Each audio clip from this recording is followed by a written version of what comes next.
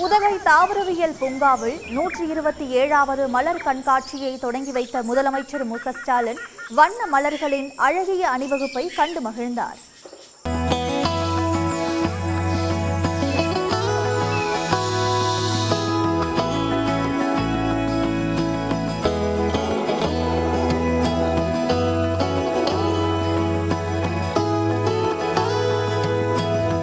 உதகையில் கடந்த 3ஆம் தேதி தொடங்கிய கோடை விழாவின் முக்கிய நிகழ்வான மலர் கண்காட்சியை தொடங்கி வைப்பதற்காக தமிழ்நாடு அரசு விருந்தினர் மாளிகையில் இருந்து உதகை தாவரவியல் பூங்காவிற்கு முதலமைச்சர் மு.க.ஸ்டாலின் நடந்தே சென்றார்.